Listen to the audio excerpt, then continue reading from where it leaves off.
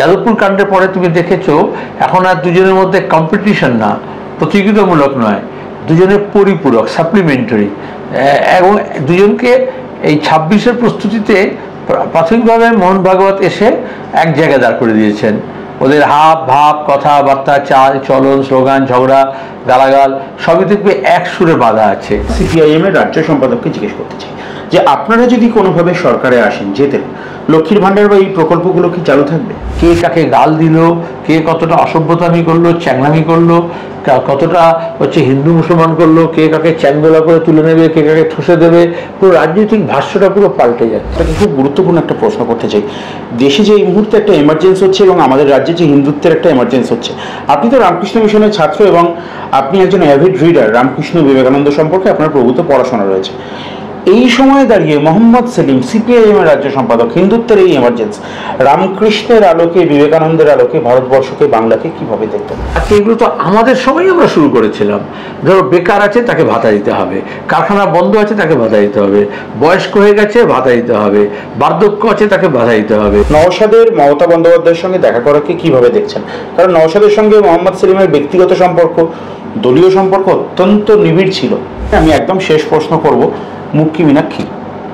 Mohammad Selim coach, Meenakshi captain. শেষ দিকে একদম চলে এসেছি আলোচনার। 2026 সালে মানুষ লেফট ফ্রন্টকে, আপনি লেফট অল্টারনেটিভের কথা বারবার বলেন, অল্টারনেটিভ লেফট নয়, লেফট অল্টারনেটিভ। লেফট অল্টারনেটিভ মানুষের সামনে কি আসছে যার জন্য মানুষ সিপিআইএমকে ভোট দেবে?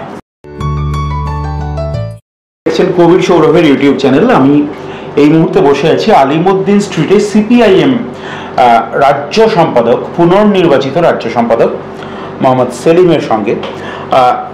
রাজ্য সম্পাদক হিসেবে পুনর্নির্বাচিত হওয়ার পরে সেলিমদা কিন্তু খুব বেশি সাক্ষাৎকার দেননি, একদম প্রথম দিকেই আমাকে কথা বলার সুযোগ দিয়েছেন, যার জন্য আমি সেলিমদার কাছে কৃতজ্ঞতা প্রকাশ করছি। খুব ব্যস্ত সময়ের মধ্যে সেলিমদা আমাকে সময় দিয়েছেন। সেলিমদা, অভিনন্দন জানাই পুনর্নির্বাচিত হওয়ার জন্য এবং আপনাকে আমাদের ইউটিউব চ্যানেলে স্বাগত জানাই। একদম সরাসরি টপিকে ঢুকে যাচ্ছি। তৃণমূল, বিজেপি, আপনাদের মূল যে প্রতিপক্ষ দুটি দল, তারা কিন্তু ইতিমধ্যেই 2026-এর একটা দামামা বাজিয়ে দিয়েছে, একটা ঢক্কা নিনাদ কিন্তু শুরু হয়েছে। সিপিআইএম কতটা রেডি, যদি হয়ে থাকে কিভাবে? সে অর্থে যদি বলো, রাজনৈতিক সাংগঠনিক প্রস্তুতি নিয়ে সিপিআইএম রাজ্য সম্মেলনের পর থেকেই নেমেছে। আমরা বলেছি 25-এ আমাদের সম্মেলন শেষ হয়েছে ফেব্রুয়ারি, আর 26 থেকেই 26-এর শুরু। আর উল্টো দিকে যদি বিজেপি, তৃণমূল বলো, যে তারা ঠিক রাজনীতি, অর্থনীতি, সাংগঠনিক প্রস্তুতি তার থেকে অনেক বেশি ধর্ম নিয়ে, জাতপাত নিয়ে, বিশেষত ধর্মীয় উৎসব নিয়ে একটা মানুষকে মাতিয়ে তোলার চেষ্টা করা হচ্ছে এবং তার সঙ্গে একে অপরের পরিপূরকের ভূমিকা পালন করছে। যাদবপুর কাণ্ডের পরে তুমি দেখেছো এখন আর দুজনের মধ্যে কম্পিটিশন না, প্রতিযোগিতামূলক নয়, দুজনের পরিপূরক, সাপ্লিমেন্টারি, এবং দুজনকে এই 26-এর প্রস্তুতিতে প্রাথমিকভাবে মোহন ভাগবত এসে এক জায়গায় দাঁড় করে দিয়েছেন। ওদের হাব ভাব, কথাবার্তা, চাল চলন, স্লোগান, ঝগড়া, গালাগাল সবই দেখবে এক সুরে বাঁধা আছে। আপাত দৃষ্টিতে মনে হবে যেন একে মেরে খুন করে দেবে, ফেলে দেবে, ওকে মেরে মেরে খুন করে দেবে, কিন্তু আদতে দুজনকে রেলিভেন্ট করে রাখার চেষ্টা করা হচ্ছে। যেখানে লোকে বেকারির প্রশ্ন, দারিদ্র্যের প্রশ্ন, অশিক্ষার প্রশ্ন, কাজের প্রশ্ন, শিক্ষার প্রশ্ন, উন্নয়নের প্রশ্নকে সামনে আনার চেষ্টা করছে। যেমন আমরা ক্ষেতমজুর, কৃষক সভা, বস্তির লোকজন, ট্রেড ইউনিয়ন, তারা হচ্ছে যে তোমার গিয়ে নিজেদের দাবি দাওয়া নিয়ে মেহনতি মানুষ, খেটে খাওয়া মানুষকে এক জায়গায় নেওয়ার চেষ্টা করছে। বিজেপি, তৃণমূল তারস্বরে চিৎকার করছে এই খেটে খাওয়া মানুষকে যাতে আলাদা করে দেওয়া যায়। এটা লুটে খাওয়া মানুষের টাকায় ওরা খেটে খাওয়া মানুষকে আলাদা করার চেষ্টা করছে। সুতরাং নেমেছে সবাই, কোন উদ্দেশ্যে কে নেমেছে সেটা তোমার কাছে বড় প্রশ্ন হওয়া উচিত।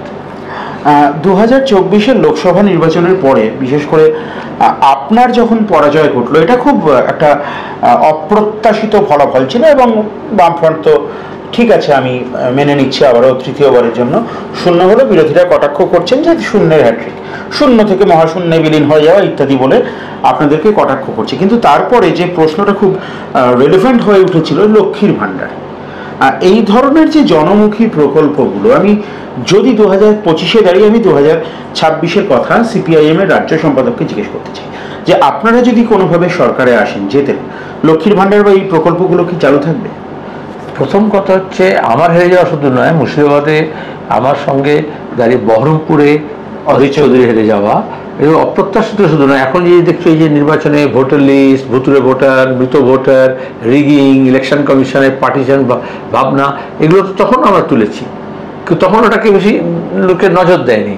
কিন্তু ভোট প্রক্রিয়াটাকে একদিকে দাঙ্গা হাঙ্গামা, হিন্দু মুসলমান করে বেলডাঙ্গা করে ভাগাভাগি করার চেষ্টা করা, আর অন্যদিকে হচ্ছে গুন্ডামি মস্তানি, পাশাপাশি পুলিশ প্রশাসন, নির্বাচন কমিশন, ভোটার লিস্ট থেকে ভোটে গণনা, এইটাকে ব্যবহার করা, যেটা রিগিং মহারাষ্ট্র নির্বাচনের পরে, হরিয়ানা নির্বাচনের পরে, দিল্লি নির্বাচনের পরে যেটা সামনে এসছে, এটা পশ্চিমবঙ্গে আমরা তো গত কয়েকটা নির্বাচন ধরে বলছি। এবং এটা যদি বলো তুমি কে কত আসন পেয়েছে, তার থেকে বেশি হচ্ছে কত বেশি নির্বাচনটা জালিয়াতি হয়েছে, এটা একটা বড় প্রশ্ন। আবার উল্টো দিকে তুমি যেটা বলো যে এখন এই যে প্রস্তুতি করতে যেটা বলছো প্রশ্নটা, সেখানে দাঁড়িয়ে আমরা মনে করি যে মানুষের দাবি দেওয়ার প্রশ্নগুলোকে সামনে নিয়ে আসতে হবে রাজনীতিতে। বিধানসভায়, লোকসভায় বামপন্থীদের না থাকা মানে হচ্ছে মানুষের রাজনীতিতে, বিধানসভার মধ্যে, পার্লামেন্টের মধ্যে কে কাকে গাল দিল, কে কতটা অসভ্যতামি করলো, চ্যাংলামি করলো, কতটা হচ্ছে হিন্দু মুসলমান করলো, কে কাকে চ্যাংদোলা করে তুলে নেবে, কে কাকে ঠুসে দেবে, পুরো রাজনৈতিক ভাষ্যটা পুরো পাল্টে যাচ্ছে। আচ্ছা, পশ্চিমবঙ্গের মানুষের বা দেশের মানুষের প্রাথমিকতা কি? তার রুটি রুজির প্রশ্ন, তার আয়ের প্রশ্ন, তার ব্যয় যেটা বাড়ছে সেটা কমানোর প্রশ্ন, জিএসটিটা বেশি ইম্পর্টেন্ট, কত বেশি বেড়েছে, না কি হচ্ছে তোমার গিয়ে আওরঙ্গজেবের কবরটা নিয়ে কি হবে সেটা নিয়ে ভাবনা। গোটা বিশ্ব সামনের দিকে এগোচ্ছে, প্রতিযোগিতা হচ্ছে, মহাকাশ থেকে আর বিজ্ঞান থেকে আরম্ভ করে এআই এর প্রয়োগ, সেখানে দাঁড়িয়ে আমরা পেছন দিকে হাঁটছি। 365 বছর আগে কি হয়েছিল সেইটাকে বার করা, আসলে 365 দিনটা আমাদের দিন যাপন কি হবে সেটা থেকে দেশটাকে সরিয়ে দিচ্ছে। আর এখানে বিজেপি বা তৃণমূলের দুটো আলাদা এজেন্ডা না, দুজনে পরস্পরের পরিপূরক এজেন্ডা নিয়ে কাজ করছে। আর আমরা এই বামপন্থীদের এককাট্টা করার চেষ্টা করছি এই ভাবনায়, যারা দাঁড়িয়ে মানুষের জীবন জীবিকার প্রশ্ন, বেঁচে থাকার প্রশ্ন, সসম্মানে বেঁচে থাকার প্রশ্ন, তার নিরাপত্তার প্রশ্ন, সেটাকে অগ্রাধিকার দেবে। না, আমার প্রশ্নটা ছিল, আমি আবারও বলছি, মানুষ জানতে চায় লক্ষ্মীর ভান্ডার বা এই ধরনের যে জনমুখী প্রকল্প বললাম তোমাকে, ঠিক আছে, আমি ব্র্যান্ড নেমটা বললাম না বলে তোমার মনে হবে আমি কিছু প্রশ্ন করলাম, নাম যদি আমি বলছি না, ব্র্যান্ডে থেকে বেশি হচ্ছে যে আমি বললাম মানুষের আয়টাকে বাড়ানোর প্রশ্ন, ন্যূনতম আয়কে গ্যারান্টি করানো। এবং সেখানে এই ধরনের যে প্রকল্পগুলো আছে এগুলো তো আমাদের সময় আমরা শুরু করেছিলাম। ধরো বেকার আছে তাকে ভাতা দিতে হবে, কারখানা বন্ধ আছে তাকে ভাতা দিতে হবে, বয়স্ক হয়ে গেছে ভাতা দিতে হবে, বার্ধক্য আছে তাকে ভাতা দিতে হবে, স্কুলে যাচ্ছে না গরিব মানুষের ছেলেমেয়েরা তাদেরকে উপস্থিতি ভাতা দিতে হবে, উৎসাহ ভাতা দিতে হবে, স্কলারশিপ, স্টাইপেন্ড দিতে হবে। এগুলো কেন করায়? মিড ডে মিল, দুপুরে খাওয়ার ব্যবস্থা করতে হবে, তারপর হচ্ছে তোমাকে ইউনিফর্ম দিতে হবে, বই দিতে হবে, মেয়েদের হাতে নগদ যাতে কিছু পয়সা আসে, গরিব মানুষের 100 দিনের কাজ, তার বিনিময়ে যাতে কিছু টাকা আসে, যেটা সেই টাকাটা গরিব মানুষের কাছে, নিম্নবিত্ত মানুষের কাছে যখন টাকা আসে সেটা বাজারে সার্কুলেট হয়, তাহলে সেটা থেকে আদান প্রদান হবে, ব্যবসা বাণিজ্য হবে, দোকানদারি হবে এবং কিছুটা অর্থনীতি সচল হবে। বড় লোকের কাছে যখন টাকা অনেক বেশি এসে যায় বা দুর্নীতি লোকদের যখন টাকা হয় সেটা খাটের তলায় ঢুকে যায়, আর খেটে খাওয়া মানুষের কাছে যখন টাকা আসে সেটা তখন বাজারে চলে আসে, সেটা যখন হয় জামা কাপড়, নয় খাদ্যদ্রব্য, নয় কিছু বেসিক নিডস, সেগুলো কেনা হয়। তো আমরা বামপন্থীরা চিরকাল এটা বলেছি, গোটা বিশ্বে বামপন্থীরা, যে এই সমবন্টন করতে হবে আয়ের। সমাজতন্ত্র মানে কি? সমাজতান্ত্রিক ভাবনা মানে কি? বামপন্থী মানে কি? সাম্যবাদ মানে কি? আমরা যাদের জমি কিছু লোকের কাছে ছিল সেটাকে নিয়ে আমরা বললাম বাকি যাদের কাছে জমি নেই, ভূমির মানুষ, তাদেরকে জমি দিতে হবে। শিক্ষা কিছু মুষ্টিমেয় মানুষের কাছে ছিল, আমরা বললাম এই ক্লাস থেকে বার করে এটাকে মাসে করতে হবে, জনশিক্ষা প্রসার করতে হবে। একইভাবে টাকা পয়সা পুঁজি ন্যূনতম কয়েকজনের হাতে জমা আছে, আমরা সেগুলোকে মানুষের মধ্যে বন্টন করতে চাই। এটা হচ্ছে বেসিক। এবার সেই পুঁজিপতিরা কি করছে, এটাকে একটু মলম লাগানোর জন্য এই তো তোমাকে আমি 500 টাকা দিয়ে দিচ্ছি, তাহলে আসলে সে কিন্তু বিলিয়নিয়ার, ট্রিলিয়নিয়ার হচ্ছে। তাহলে এই বিলিয়নিয়ারকে ডলার টার্মসে যারা বিলিয়নিয়ার হচ্ছে তার সংখ্যা বাড়ছে, আমরা বলছি গড় আয় বেড়ে যাচ্ছে, কিন্তু আমরা যখন ব্যক্তির আয় দেখছি তখন তার আয় কমে যাচ্ছে। তা আমরা সেই সমস্ত প্রকল্পকে আরো ভালো করব যাতে আরো বেশি টাকা আসে। আরো বেশি পরিমাণে টাকা আসে, আরো বেশি পরিমাণে মানুষ এটা যেতে পায়।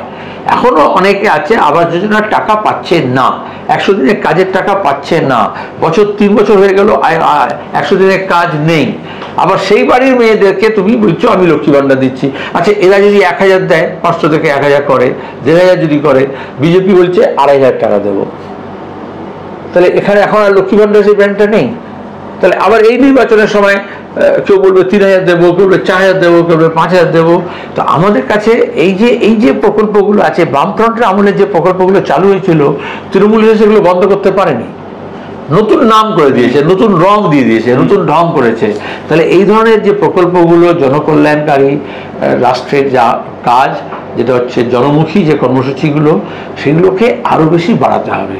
এটা পৃথিবীর কোনো শক্তি নেই যে একবার মানুষ যে অধিকারটা পেয়ে যায় সেটাকে খর্ব করতে পারে, সেটাকে বরঞ্চ আরো অগ্রগতি ঘটাতে হবে, আরো বাড়িতে হবে।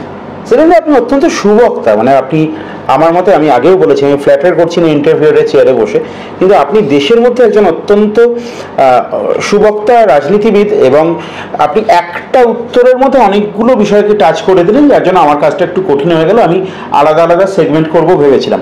আমি সুনীতা উইলিয়ামসের প্রশ্নে আসবো, আরকজবের প্রশ্নে আসবো, কিন্তু তার আগে আমি একটা প্রশ্ন আপনাকে, খুব গুরুত্বপূর্ণ একটা প্রশ্ন করতে চাই। দেশে যে এই মুহূর্তে একটা এমার্জেন্সি হচ্ছে এবং আমাদের রাজ্যে যে হিন্দুত্বের একটা এমার্জেন্সি হচ্ছে, আপনি তো রামকৃষ্ণ মিশনের ছাত্র এবং আপনি একজন অ্যাভিড রিডার, রামকৃষ্ণ বিবেকানন্দ সম্পর্কে আপনার প্রভূত পড়াশোনা রয়েছে। এই সময়ে দাঁড়িয়ে মোহাম্মদ সেলিম, সিপিআইএম এর রাজ্য সম্পাদক, হিন্দুত্বের এই এমার্জেন্সি, রামকৃষ্ণের আলোকে, বিবেকানন্দের আলোকে ভারতবর্ষকে, বাংলাকে কিভাবে দেখতেন? দেখো, তোমার নাম কবির, আমি কবির থেকে শুরু করি। এটা তো ধারা। তাহলে কবির এর একটা দোহা ছিল, হিন্দু কহো তো নাই, মুসলমান ভি নাই, 5 তত্ত্বों का পুতলা গ্যাবি খেলে মাহি। তার মানে 5 এলিমেন্টস, বেসিক এলিমেন্টস। সেখানে দাঁড়িয়ে এই যে মানবতার কথা, এর চেয়ে ভালো করে তো কেউ বলতে পারে। তাহলে আপনি अपने धर्म का मत मचाओ शोर, रास्ते सब जाते हैं एक ही घर की ओर। এই মহাকাশ থেকে তুমি সুনীতা উইলিয়ামস থেকে আসলো, তো সেখানে কি মহাকাশে হিন্দু, মুসলমান, জৈন, খ্রিস্টান, বৌদ্ধ, এই আকাশটাকে কিছু ভাগ করা আছে? মহাকাশে কিছু ভাগ করা আছে? কিছু পাওয়া গেছে? বিজ্ঞানের জয়যাত্রা হয়েছে। তাহলে এটা বৈজ্ঞানিক দৃষ্টিভঙ্গিটা বাড়ানো উচিত। আমরা পশ্চাৎপদতাকে নিয়ে আসছি। রামমোহন বলো, বিদ্যাসাগর বলো, বিবেকানন্দ বলো, রামকৃষ্ণ পরমহংস বলো, এরা সমাজকে এগিয়ে যাওয়ার জন্য ইন্ধন জুগিয়েছেন। এখন যেটা করছে সবই একই। এবার ধর্মটা কিভাবে ব্যবহৃত হবে?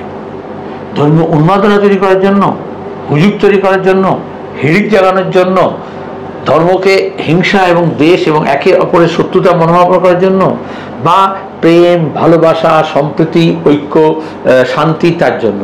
মূলত ধর্মের একটা প্রচণ্ড ভাবে যে ভালো যদি তুমি অবদান বলো, তাহলে গোটা বিশ্বের সব ধর্মের সূত্রপাত হচ্ছে যে মানুষ যাতে শান্তিতে বাস করতে পারে, সে যাতে শান্তি পায়। যদি এই দৈনন্দিন জীবনে যদি শান্তি না পায়, তাহলে ধর্মস্থানে গিয়ে সে কিছুক্ষণ ধ্যানে মগ্ন হোক, নামাজ পড়ুক, মসজিদে যাক, মন্দিরে যাক, গুহায় যাক, গির্জায় যাক, কি যায়, সেই কিছুক্ষণ চুপচাপ থাকো, শান্ত থাকো, হইচই করো না, যাতে একটু শান্তি বিরাজ করে, শান্তির খোঁজে, তাই তো? পিস। এই যে একটা মুসলমানকে দেখলে কি বলে? আসসালাম আলাইকুম। সে প্রতিবাদে কি বলে? ওয়ালাইকুম আসসালাম। মানে কি? আপনার ওপর শান্তি বর্ষিত হোক। এখানে কিন্তু কোনো ঈশ্বর বলেনি। এখানে কিন্তু মুসলমানের ক্ষেত্রে কি হয়, সব ধর্মের ক্ষেত্রে সবকটা কথায় সব আল্লাহ শব্দ যুক্ত থাকে। মতো বলতো না ইনশাআল্লাহ, মাশাআল্লাহ, সুবহান আল্লাহ, তো এগুলো তো হচ্ছে আলহামদুলিল্লাহ। তো সবাই এটা আল্লাহ শ্রেষ্ঠত্বটা আছে, শব্দটা আছে। কিন্তু যখন প্রথম একজনের সঙ্গে আরেকজনের দেখা হচ্ছে, সে মুসলমানই হোক বা মুসলমান অমুসলিমান হোক, তাহলে তাকে বলছে যে আপনার উপর শান্তি বর্ষিত হোক। অন্য একজন কি বলবে তখন? না, আপনার অশান্তি বর্ষিত হোক। তাহলে তার উল্টোটা হচ্ছে, এবং এটা অনেকে খারাপ মনে করবে, কিন্তু এটাই ভালো যে হযরত মুহাম্মদ যখন এই ইসলামী এইটাকে প্রবর্তন করলেন, তার আগের যে ধারা আছে সেটা কিন্তু তিনি বহন করলেন। তাহলে একজন ইহুদি, এখন যেহেতু প্যালেস্টাইন, গাজা এই নিয়ে এত হচ্ছে, তো এখানে ধর্মের মধ্যে কোনো বিরোধ নেই, কিন্তু ইহুদি একজনকে দেখলে বলে সালোম এল একম, হিব্রু ভাষায়। আচ্ছা, সালোম মানে পিস, এল একম আপনার উপরে। আচ্ছা, তাহলে এটা হচ্ছে একটা কারো বিভক্তি লাগিয়ে দিলে যেমন হয়, পরিস্থিতি হিব্রু ভাষা থেকে আরবি ভাষা হচ্ছে, তার সামনে আস লাগানো হলো, আসসালাম, আসসালামু আলাইকুম, আল একম। হ্যাঁ, আচ্ছা, আল একম। আচ্ছা, ঠিক আছে। আচ্ছা, তাহলে কিন্তু এবার ইহুদি এবং মুসলমান দুজনে যদি সারা জীবন ধরে একে অপরকে এটা আপনার উপর শান্তি বর্ষিত হোক, আপনার উপর শান্তি বর্ষিত হোক বলবে, তাহলে কি শান্তি আসবে? তা নয়। যদি তার ধর্মকে ব্যবহার করে কেউ যদি উগ্রতা তৈরি করে এবং ইহুদিটা যদি জায়নবাদে পরিণত হয়, যেটা নেতানিয়াহু করছে, তাহলে প্রতিদিন সেখানে অশান্তি হবে। ইসরায়েলের অনেক কমিউনিস্ট এটা বলেছিল যে আমরা কি শান্তিতে বাস করতে পারবো? আজকে তেল আবিবে যারা আছে তারা কি শান্তিতে আছে? আবার উল্টো দিকে প্যালেস্টাইনে যারা আছে, অন্যত্র যারা আছে, আরব দেশগুলোতে যারা আছে তারা কি শান্তিতে আছে? সুতরাং মন্ত্রোচ্চারণের মতো শুধু বলে দিলেই শান্তি হবে না, শান্তির জন্য কাজ করতে হয়। আর তার প্রথম শর্ত হচ্ছে নট ইন মাই নেম। তাহলে রামকৃষ্ণ বা বিবেকানন্দের কথা তোমাকে আসি, তারা তার ধর্মটাকে কখনোই এই উগ্র হিন্দুত্ব তৈরি করার জন্য ব্যবহার করতে দেননি। তো রামকৃষ্ণ কি বলেছেন? যত মত তত পথ। এটা একটা ইউনিভার্সাল অ্যাপ্লিকেশন আছে। এখানে কোনো একটা পার্টিকুলার মতের কথা বলা হয়েছে, কোনো একটা ঈশ্বরের কথা বলা হয়েছে, কোনো একটা ব্র্যান্ড নেম প্রমোট করা হয়েছে। তাহলে ধর্মকে যখন একটা ব্র্যান্ড হিসেবে প্রস্তুত করা হয় এবং তাকে যখন বাজারজাত করা হয়, এই উগ্র মার্কেটিং এর যুগে এই উগ্রতাটা নিয়ে আসা হয়, তখন আমার ধর্মের শ্রেষ্ঠত্ব প্রমাণ করতে গিয়ে অন্য ধর্মকে খাটো করতে দেখানো হয়। আর তখনই একজন আরেকজনের যেটা পরস্পর বিমুখ ছিল না, সেটা কিন্তু একে অপরের অভিমুখটাকে পাল্টানো হলো। তাহলে এখন যেটা হচ্ছে, ধর্মের অভিমুখটা পাল্টানো হচ্ছে। স্বামী বিবেকানন্দ ধর্মের অভিমুখটা পাল্টানোর চেষ্টা করেছিলেন, সেটা তিনি সেবা করে না দিয়ে। তাহলে জীবে প্রেম করে যেই জন সেই জন শিবিছে ঈশ্বর। এখানে দেখো তুমি ঈশ্বর, এখানে কোনো আলাদা ব্র্যান্ড নেম নেই। রবীন্দ্রনাথের গান শুনলেও তুমি দেখবে প্রভু, লর্ড, কোন একটা আলাদা ঠাকুর, আলাদা দেব বা একটা দেবীর আলাদা নাম নেই। এই আমরা যখন বলি যে তোমার গিয়ে একদিন যারা মেরেছিল তারা গিয়ে রাজার দোহাই দিয়ে এই যুগে তারাই জন্ম নিয়েছে আজি, মন্দিরে তারা এসেছে ভক্ত সাজি। খেয়াল করো রবীন্দ্রনাথ কি বলেছেন, মন্দিরে এসছে ভক্ত সেজে, তারা কিন্তু ভক্ত নয়। কিন্তু এখন যে ভক্ত করা হচ্ছে, সেই স্বাভাবিকভাবেই রামমোহনের ভক্ত হতে পারবে না, বিদ্যাসাগরের ভক্ত হতে পারবে না, রামকৃষ্ণের ভক্ত হতে পারবে না, বিবেকানন্দের ভক্ত হতে পারবে না। কারণ বিবেকানন্দ বলছেন যে মুচি মেথর সে আমার ভাই, যে হচ্ছে মুসলমান হিন্দু এর মধ্যে তফাৎ থাকবে না, কে আর্য কে অনার্য এই নিয়ে ঝগড়া থাকবে না। তাহলে রবীন্দ্রনাথ যখন বলছেন এসো আর্য এসো অনার্য হিন্দু মুসলমান, তাহলে সে সবাইকে ডাক দিচ্ছেন। সেখানে তিনি বলছেন এসো ব্রাহ্মণ সূচি করি মন। আচ্ছা, অন্যদের ক্ষেত্রে বলছেন না, কিন্তু এই যে ব্রাহ্মণ্যবাদের কথা বলা হচ্ছে, যে মনুবাদের কথা বলা হচ্ছে, আসলে এই যে বর্ণাশ্রমের যেটা কথা বলা হচ্ছে, তাহলে রবীন্দ্রনাথ নিয়ে জানতেন যে এদের মধ্যে একটু সুচিতার অভাব আছে। আপাত দৃষ্টিতে তুই বলবি ও নোংরা, ও পরিচ্ছন্ন নয়, ও আমিষ খায়, ও হচ্ছে তোমার গিয়ে কিরকম দেখতে, কিন্তু আদতে মনের দিক থেকে। তাহলে এখন যেটা করছে, এই আমাদের মননের মধ্যে, চিন্তার মধ্যে এই বিকৃত ভাবটাকে ঢুকিয়ে দেওয়া হচ্ছে।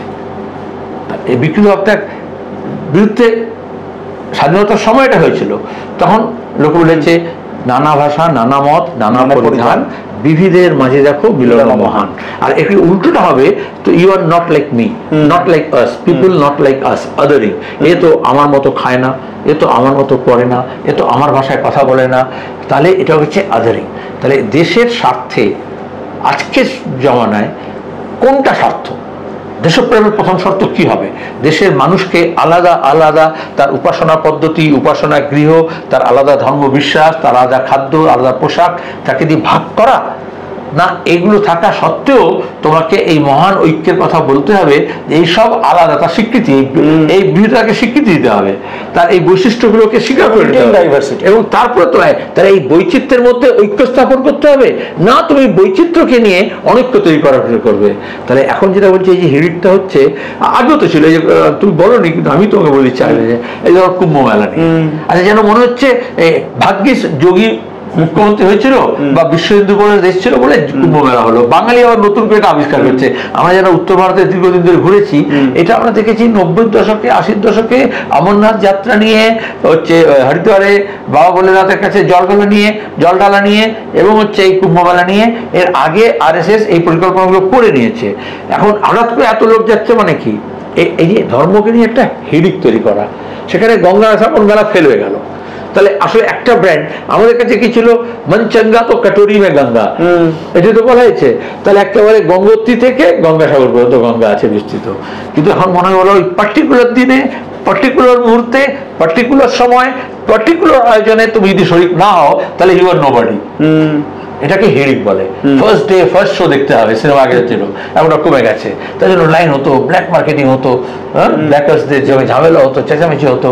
তো কিন্তু আস্তে আস্তে ওটা কমে যায়। এইগুলো ইমোশনকে নিয়ে খেলা। আমি কোনো ভালো বা মন্দ বলছি না, এই ইমোশনটা খেলা করতে গিয়ে হলো আমি দেখলাম ডিজিটাল স্নান হচ্ছে, মোবাইলটাকে নিয়ে জলে ডুবিয়ে দিচ্ছে। আচ্ছা, এটা কিন্তু আসলে এই গঙ্গা স্নান বলো বা যাই বলো, ধর্মীয় আচার যে আছে তার সঙ্গে দাঁড়িয়ে আসলে তো হচ্ছে পরিচ্ছন্নতা, পবিত্রতা, পরিবেশ, নদীর সঙ্গে তার ভালো লাগা একটা সম্পর্ক, ভালোবাসার সম্পর্ক।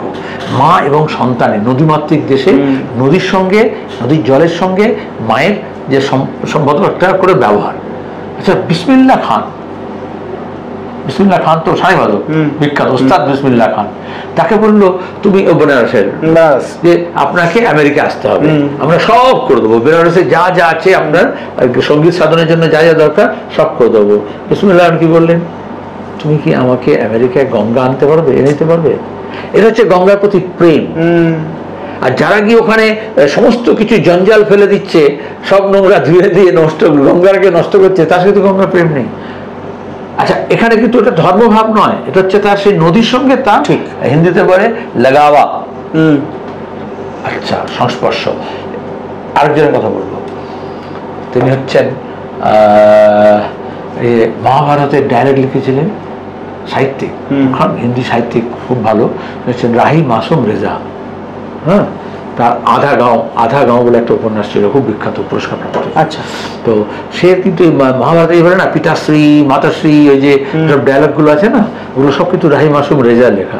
ভুলে গেছে, মহাভারতটাকে পপুলার করলো। অরিজিনাল যে মহাভারত ছিল, আমরা যেগুলো পড়ে এসেছি ছোটবেলায়, ছোটের মহাভারত সেটা নয়, এটা হচ্ছে মহাভারতকে একটা ফিল্মে করার জন্য আর কি, তার চিত্র নাট্য তৈরি করা এবং তাকে খুব নাটকীয় ভাবভঙ্গি করা এবং ডায়লগ গুলোকে সেরকম গ্রহণ করা। তো উনি সেটা করেছিলেন, সাহিত্যিক ছিলেন। তো উনি নিজেকে বলতেন আমি গঙ্গাপুত্র। আচ্ছা, মানে বিশ্বব্রহ্মপুত্র যেটা লাগাওয়া আর কি। তো উনি কি বললেন, যেহেতু ওনার হচ্ছে গাজীপুরে বাড়ি, ওই উত্তরপ্রদেশ আর বিহারের মাঝখান দিয়ে গঙ্গা যেখানে বয়ে গেছে, তো গাজীপুর উত্তরপ্রদেশ সাইডটা, এদিকটা বক্সারটা অনেকে জানে যুদ্ধের জন্য বিখ্যাত। তো এখানে তোমার গিয়ে উনি বললেন, একটা কবিতা আছে ওনার গঙ্গা নিয়ে। তিনি বলছেন যে আমি যদি কখনো একটু দেশ বিদেশ ঘুরি, কখন কোথায় আমি যদি কোথাও মরে যাই, তাহলে আমাকে গঙ্গার কিনারে নিয়ে এসে কবর দেবে, আর দিয়ে বলবে, কবিতায় লিখছেন তিনি, খুব মর্মস্পর্শী কবিতা, একজাকে হিন্দি কবিতা, তো দিয়ে বলবে যে আমি গঙ্গা পুত্রকে গঙ্গা মায়ের কোলে দিয়ে গেলাম। আচ্ছা, তারপরে বলছেন, তাতে না ইউনিভার্সালিটির কথা, এখান থেকে একটা গঙ্গা প্রেম, এই দেশের প্রেম হয়। কিন্তু তারপরে তিনি বলছেন আমি তো দেশ বিদেশে ঘুরি, কখন কোথায় গিয়ে মরে যাব, তো সেখান থেকে আমাকে আনতে হবে না, সব দেশে কোনো কোনো নদী আছে, তো সেই কোনো একটা নদী, কোনো একটা ছোট নদীর কিনারায় আমাকে কবর দিয়ে দিও। আর তারপরে বললো যে গঙ্গার বাচ্চাকে আমি এখানে, পুত্রকে আমি এখানে দিয়ে গেলাম, কিন্তু তোমার সঙ্গে ওই গঙ্গার কোনো তফাৎ নেই, কারণ আসলে সব নদী গিয়ে মহাসাগর হয়ে এক জায়গায় গিয়ে মিশেছে। এটা হচ্ছে ইউনিভার্সাল অ্যাপ্লিকেশন। ঠিক, তাহলে তোমার সংকীর্ণ করবে না উদারতা নিয়ে আসবে, সেটা বড় প্রশ্ন। আমি মুগ্ধভাবে শুনছিলাম, কিন্তু আমাকে একটা প্রশ্ন করতেই হবে, যত মত তত পথের কথা আপনি বললেন। শুভেন্দু অধিকারী বলেছেন 1 কোটি হিন্দুকে জড়ো করবেন। মমতা বন্দ্যোপাধ্যায় ফুরফুরা শরীফে যাচ্ছেন মুখ্যমন্ত্রী। মোহাম্মদ সেলিম কি ব্রিগেডের পথ বেছে নিলেন? মানে এপ্রিলেই বৈশাখ। আমি বললাম রামকৃষ্ণ একটা কথা বললাম, যত মত তত পথ। তুমি হঠাৎ তুমি এমন সব লোকদের নাম মনে করলে যারা রামকৃষ্ণের যেটা ছিল না, মাটি টাকা, হ্যাঁ মাটি টাকা, তাই তো? হ্যাঁ, মমতা ব্যানার্জি কি বলেছিলেন? মাটি টাকা। না ঠিক আছে, যারা এই যে লুটপাট করছে, নিয়োগ দুর্নীতি দেখো, এখন তুমি যেমন এই যে জনৈক অভিষেকের নাম, তাহলে আসলে এগুলো কেন হচ্ছে এটা বুঝতে হবে। এখন এত ধর্মকে জিগিয়ে তুলে এই বিজেপি তৃণমূলকে খুন করে দেবে, চ্যাংদোলা করে নিয়ে যাবে, তৃণমূল বিজেপি তৃণমূলকে করবে, এটা কেন বলছে? তারস্বরে মূল জায়গা থেকে এতদিন ধরে আমরা চোর ধরো জেল ভরো বলছিলাম, নিয়োগ দুর্নীতি বলছিলাম, এবং কেন সিবিআই কিছু বলছে না? সিবিআই একটা মানে কি বলে না, ওই যে চাঁদ সদাগর যেরকম বাঁ হাতে লক্ষ্মী দিয়ে মনসাকে পুজো দিয়েছিলেন, তো সেরকম হচ্ছে এরা তোমার কি ওইভাবে একটা রেফার করে দিল। যার কাছে প্রমাণ আছে যে কোম্পানিতে টাকা জমা হয়েছে, যে কোম্পানির লোক বলছে, যে কোম্পানির লোক ধরা পড়েছে, তাহলে সেই কোম্পানির মালিকের নাম বলতে পারছে না, সেই আজ পর্যন্ত তাকে রেড করলো না কেন? তাকে সেখানে ছাপা মারলেও তো কিছু টাকা পাওয়া যেত, তারা কেন করলো না? তাহলে বিজেপি তৃণমূলের মধ্যে আসলে দোস্তি, কিন্তু কুস্তি দেখানোর চেষ্টা করছে। তখন ধর্মের ভাবটা কি হয়, এটাকে বলে কম্পিটিশন হয়। তাহলে একজন বললো আমি জগন্নাথ মন্দির করবো, রাম মন্দির করছি, তা একজন বললো জগন্নাথ মন্দির করবো, আবার সেটা শুধু হিন্দুর মধ্যে করলে হবে না। তাহলে একজন বেলডাঙ্গে ওখানে বললো যে একজন রাম মন্দির করবো, একজন বললো বাবরি মসজিদ করবো। তারপরে মমতার এখন এখানে হলো যে চলো ফুরফুরায় যাই, কোনো অসুবিধা নেই, যে কেউ যেতে পারে। কিন্তু উনি আবার অনেকদিন পরে তার ফুরফুরার কথা মনে পড়লো। তারও মনে পড়লো, কেন মনে পড়লো? কারণ ওয়াকফ নিয়ে, ওবিসি এর সার্টিফিকেট নিয়ে, তারপরে মাদ্রাসা শিক্ষা নিয়ে, শিক্ষক নিয়োগের দুর্নীতি নিয়ে, ইত্যাদি ইত্যাদি নানান রকমের মুসলমানদের মধ্যে সমস্যাগুলো বুঝতে পারছে যে মমতা সমাধান করছেন না, বরঞ্চ তার আমলে এই সমস্যাগুলো আরো বেশি বেড়ে যাচ্ছে। দুর্নীতি আটকাতে পারছেন না, বরঞ্চ ক্রমাগত বেহাত হচ্ছে যা সম্পদ, যা সম্পত্তি, যা অধিকার তাদের কাছে ছিল। সুতরাং মমতা ব্যানার্জিকে তখন ছুটতে হয়েছে ফুরফুরায়, এবং তার আগে নওশাদ সিদ্দিকী গেছে, নবান্নতে গিয়ে দেখা করেছে। এদের পেছনে কি কথা হয়েছে আমি জানি না, আগেও শুভেন্দুর সঙ্গে নওশাদের কি কথা হয়েছে আমি জানি না, কিন্তু এগুলো আমাদের দেখা হতেই পারে সংসদের রাজনীতি কে কার সঙ্গে দেখা করছে। কিন্তু আদতে যখন রাজনৈতিক অঙ্ক যখন তুমি মেলাতে চেষ্টা করো, তখন এটা একটা সরল অঙ্কতে কি হয়, উত্তরটা একটা চলে আসে। অনেক যোগ বিয়োগ গুণ ভাগ bracket, first bracket, second bracket, third bracket এগুলো থাকে, কিন্তু তারপর ওটাকে সিঁড়ি ভাঙা অঙ্কে সিঁড়ি ভাঙতে হয়। তো রাজনীতির সিঁড়ি ভাঙলে তুমি দেখতে পাবে এগুলো সবটাই হচ্ছে 2026-এর নির্বাচনে কিভাবে ধর্মীয় আবর্তে তোমাকে ফেলে দেয়। আবর্ত কেন বললাম আমি? জলের দেখবে এরকম স্রোত একটা জায়গায় আবর্ত হয়, সেখানে দাঁড়িয়ে যা কিছু দেবে তুমি তার মধ্যে সেই গাড্ডার মধ্যে ঢুকে পড়ে। তাহলে এরা সবাই মিলে একটা ধর্মীয় আবর্ত তৈরি করতে চাইছে। তাহলে বামপন্থীরা কি করবে? এক, আমার পার্টিকে মজবুত করতে হবে, আমাদের কাজ সেটা। দুই হচ্ছে আমার যে শ্রেণী, আমার যে খেটে খাওয়া মানুষ, তাদেরকে একটা করতে হবে। তাহলে লুটে খাওয়া মানুষেরা যখন এই কাজ করছে, তার বিপরীতে খেটে খাওয়া মানুষকে কি করতে হবে? তাহলে চলো আমিও চলি ওইদিকেই যাই, এরকম তো হবে না। তখন আমাকে এক জায়গায় সবাইকে নিয়ে আসতে হবে। যখন ছত্রভঙ্গ করছে খেটে খাওয়া মানুষকে, তখন লুটে খাওয়া মানুষের টাকায় দম্ভে, তখন আমাদেরকে খেটে খাওয়া মানুষকে এক জায়গায় করতে হবে। এই জন্য ব্রিগেড অভিমুখে খুব একটা পার্টিনেন্ট জায়গা আপনি তুললেন। আমি আবারও বলছি যে আপনার একটা উত্তরের মধ্যে অনেকগুলো অভিমুখ খুলে যাচ্ছে, যার জন্য আমাকে কথোপকথন দীর্ঘায়িত করতে হচ্ছে। নওশাদের মমতা বন্দ্যোপাধ্যায়ের সঙ্গে দেখা করাকে কিভাবে দেখছেন? কারণ নওশাদের সঙ্গে মোহাম্মদ সেলিমের ব্যক্তিগত সম্পর্ক, দলীয় সম্পর্ক অত্যন্ত নিবিড় ছিল, কিভাবে দেখছেন? আচ্ছা, আমি এটা কোনোভাবেই দেখছি না। আমি কেন দেখবো? একজন বিধায়ক, একজন মুখ্যমন্ত্রী, তার সঙ্গে দেখা হচ্ছে, এটা তো স্বাভাবিক। কিন্তু এটা মিডিয়া কেন এত বড় করে দেখানো হচ্ছে? দেখা হওয়া আর দেখানোর মধ্যে অনেক তফাৎ আছে। আচ্ছা, এইটুকু আমি বললাম। এবং তারপরে তো সব ব্যাপারে হচ্ছে বাইরে বেরিয়ে এসে হয় মুখ্যমন্ত্রী বলে, নাহলে নওশাদ বলে, দুজনেই মুখর এবং মুখরা। তাহলে সেখানে আমার কি দরকার আছে? তারা দুজন পরিষ্কার করলে যে কি নিয়ে আলোচনা করছে। নওশাদকে আজকে আপনি মুখর বলছেন, আবার মুখ্যমন্ত্রী, আমি আবারও বলছি মুখরা বলেছি। হ্যাঁ, মুখ্যমন্ত্রীকে আপনি মুখরা বলেছেন। এবং গতকাল আমরা যখন আজকে ইন্টারভিউ শুট করছি, বারুইপুরে শুভেন্দু অধিকারীর ওপরে কিন্তু তৃণমূল কংগ্রেস হামলা করলো। শুভেন্দু অধিকারী সরাসরি অভিষেক বন্দ্যোপাধ্যায় থেকে আবার তুমি নাটকের মধ্যে চলে গেলে। যেখানে লড়াই হওয়ার কথা, যেখানে কোর্টে অভিষেককে টানার কথা, যেখানে দাঁড়িয়ে চার্জশিটে নিয়ে আসার কথা, যেখানে সিবিআইয়ের উপরে গিয়ে চাপ দেওয়া যে কেন অভিষেক হচ্ছে না, সেখানে কিন্তু নেই। ওরা এই নাটকের নাড্ডা গাড্ডা করেছিল, মনে আছে? ভোটের সময় তো করেছিল, ওই দক্ষিণ চব্বিশ পরগনায় করেছিল। তাহলে এগুলো হচ্ছে ওই নাড্ডা গাড্ডা। তুমি গাড্ডা কেন করছো? এটা বিজেপি শুভেন্দুকে পাত্তা দিচ্ছে না। যে রাজ্য সভাপতি হবে তার গণনার মধ্যে ওর নেই।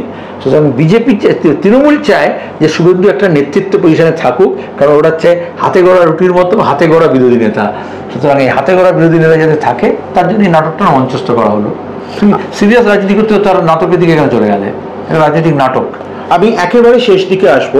প্রথমেই আপনাকে অভিনন্দন জানিয়েছিলাম। অভিনন্দনের গোলাপের তোড়াটা আরেকটু বড় হতে পারতো এবং আমাকে আরেকটু দূরে গিয়ে অভিনন্দন জানাতে হতে পারতো।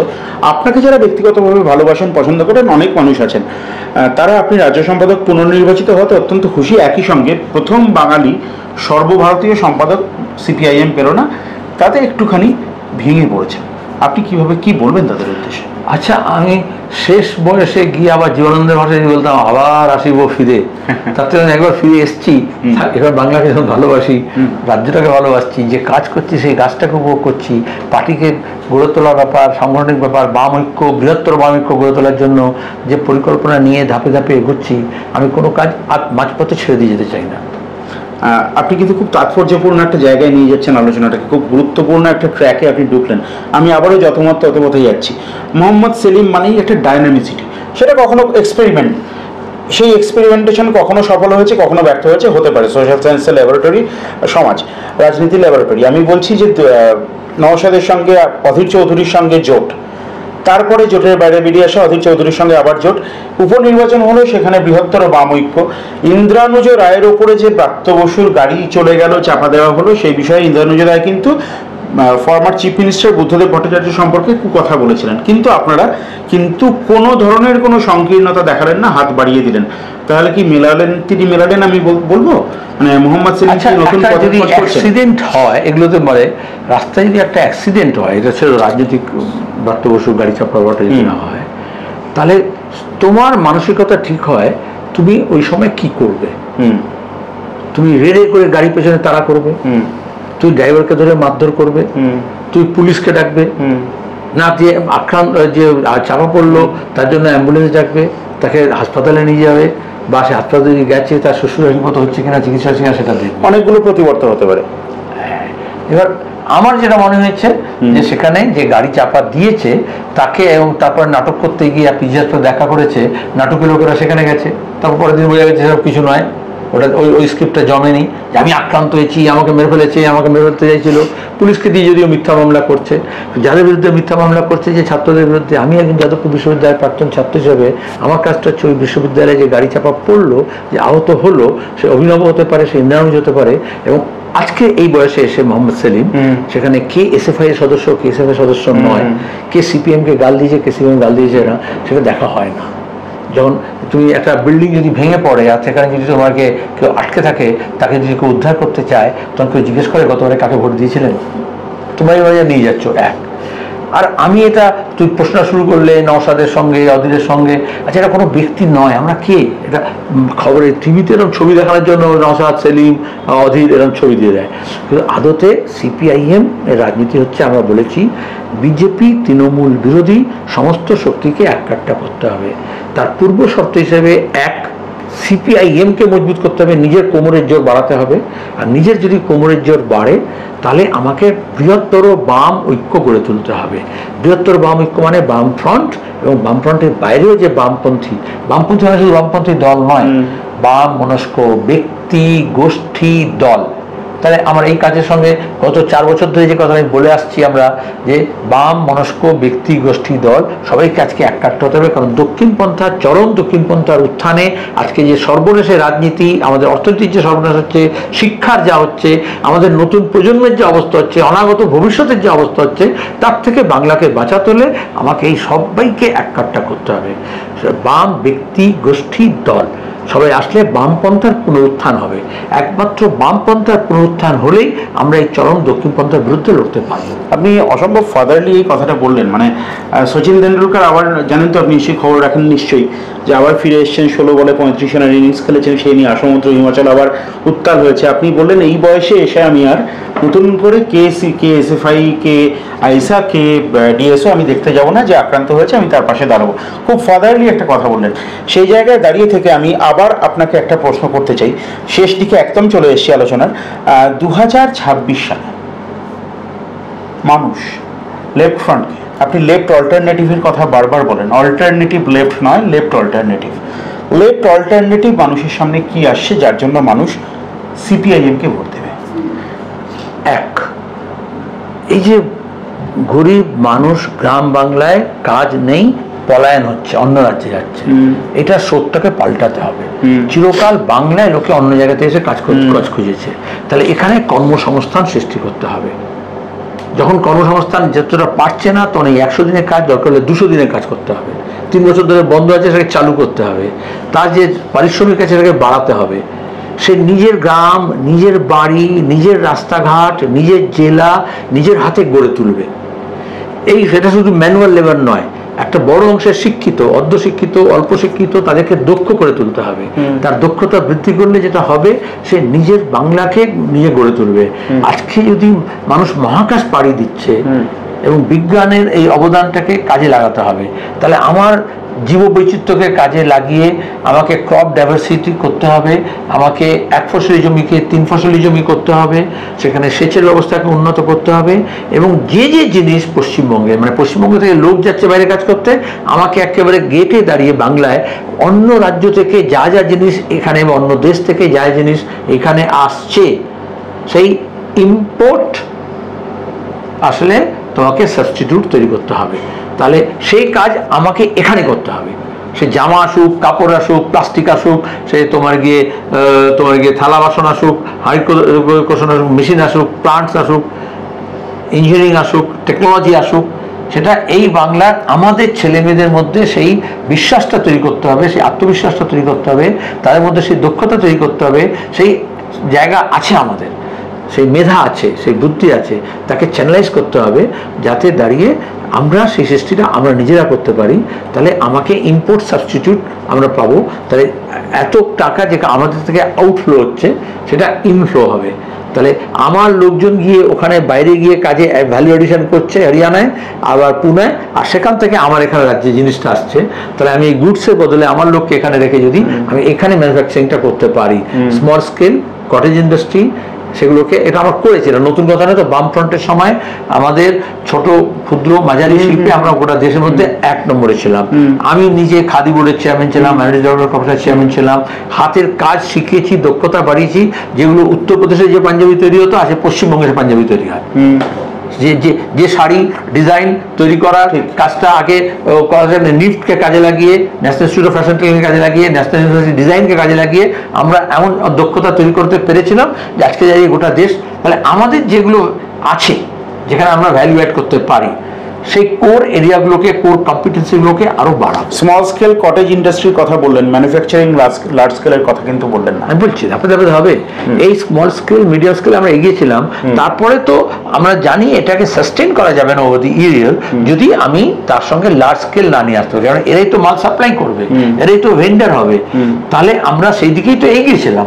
তাহলে আমাকে কোর কম্পিটেন্সি তৈরি করে নিয়ে আমার এগ্রিকালচারে আমার দারিদ্র মোচন আমি যদি করতে পারি, আমার বেকারদের যদি কাজ দিতে পারি, দক্ষতা তৈরি করতে পারি, আমি যখন কটেজ স্মল ইন্ডাস্ট্রি যখন আমি এমপ্লয়মেন্টটা প্রোভাইড করতে পারি, যে জব সিকার আছে সে জব প্রোভাইডার যখন হবে, তখন দাঁড়িয়ে আমি সেটাকে সাস্টেন করার জন্য আমাকে লার্জ ম্যানুফ্যাকচারিং হাব তৈরি করতে হবে, লার্জ ম্যানুফ্যাকচারিং সেন্টার তৈরি করতে হবে।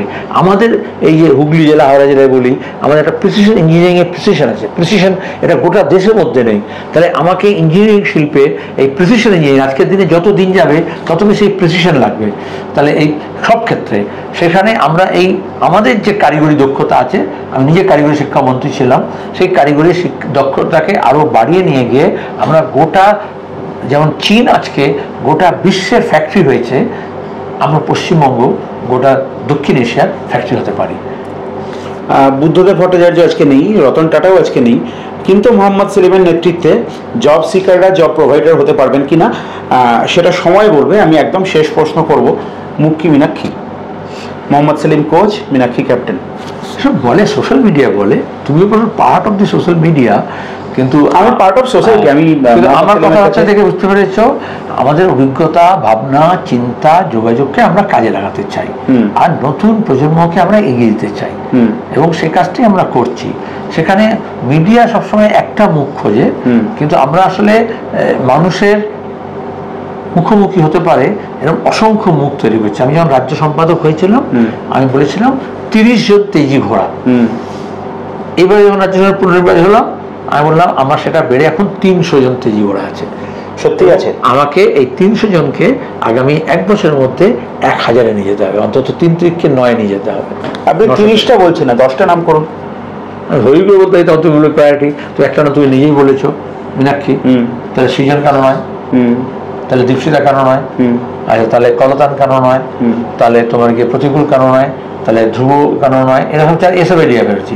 এরকম তো মহিলা সমিতি, কৃষক সভা, ক্ষেত মজুর এই সংগঠনের কাজ করছে, জেলায় কুচবিহারে কাজ করছে, আলিপুরদুয়ারে কাজ করছে, অন্যান্য যার চোখের নজর আছে, মুর্শিদাবাদে আছে, মালদায় আছে, বীরভূমে আছে।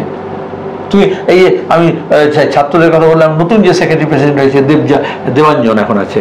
আচ্ছা, আমাদের যে কার্জি আছে কোচবিহারের, নাম আসে না কারণ কলকাতার মেলে না। আচ্ছা, আমাদের যে তোমার গিয়ে যে এই যে ব্রিগেড এবার যখন হবে তখন দেখবে বন্যা টুডু বক্সি, বন্যা টুডু। তুমি 2 বছর আগে ভাবতে পেরেছিলে? মোহাম্মদ সেলিমের ব্যাগ থেকে নতুন নতুন ব্যাগ তো মোহাম্মদ সেলিম ব্যবহার করেন না। মোহাম্মদ সেলিমের নতুন নতুন একটা ব্রিগেডে তুমি দেবুল ইব্রাহিমকে দেখলে, পরের ব্রিগেডে তুমি মীনাক্ষী দেখলে, রাজ্য সম্মেলনের প্রকাশ্য সমাবেশে বন্যা টুডু দেখছো। তাহলে রাজ্য এই প্রথম দেখলে কোনো রাজনৈতিক দলে, সিপিএম তো বটে, কোনো রাজনৈতিক দলে 4 জন বক্তা, তার মধ্যে 2 জন পুরুষ 2 জন মহিলা। আমার একেবারে শেষ প্রশ্ন, ঈদের মরশুম, ঈদ চলে এসছে, রমজানের মরশুম চলছে, জাকারিয়া স্ট্রিটে ঢু মারা হচ্ছে? আমি শেষের দিনে যাই। আচ্ছা, ওখানে এমন বাজার হয়, ভিড় হয়, তো আর জনসংযোগও হয়, এটা ট্রেডিশন। আমার যখন ছাত্রাবস্থা ছিলাম তখন থেকে। আর ওখানে যারা ব্যবসায়ী দোকানদার আছে তারা চায় একটু শেষের রাতের দিকে, মাঝরাতের সময় যাতে আমি যাই, তখন অনেক বাজার দোকানটাও জঞ্জাল আস্তে কমতে আরম্ভ হয়, আর ওদের একটু ফুর্তি থাকে যে আমি গেলাম, একটু খেলাম, একটু বসলাম, চা খেলাম, গল্প করলাম। ব্যক্তি মোহাম্মদ সেলিমের সঙ্গে মাটির যোগটা খুব শক্ত। সেই জায়গায় দাঁড়িয়ে আমি জিজ্ঞেস করছি একদম মাটি থেকে উঠে আসা প্রশ্ন, শেষ প্রশ্ন, 2026-এ কি সিপিআইএম খাতা খুলবে? তুমি খাতা খোলার কথা বলছো, আমি খাতা ভরা ভাবছি। বুদ্ধদেব ভট্টাচার্য নেই, মোহাম্মদ সেলিম আছেন, রতন টাটা নেই। মোহাম্মদ সেলিম শূন্য খাতাকে ভরার কথা ভাবছেন। জব সিকাররা জব প্রোভাইডার হতে পারবে কিনা, সমস্ত দক্ষিণ এশিয়ার ডেস্টিনেশন বেঙ্গল হতে পারবে কিনা, সময় বলবে। এতক্ষণ সময় দিলেন মোহাম্মদ সেলিম। আমরা খুব পজিটিভ একটা অস্তর্থক একটা নোটে এই আলোচনাটাকে রাখার চেষ্টা করলাম। মোহাম্মদ সেলিমকে ধন্যবাদ জানাই এতটা সময় আমাদেরকে দেওয়ার জন্য, এবং এরকম আরও এক্সক্লুসিভ আপডেটস পাওয়ার জন্য আপনার চোখ থাকতে হবে কবির সৌরভের ইউটিউব চ্যানেলে। নমস্কার।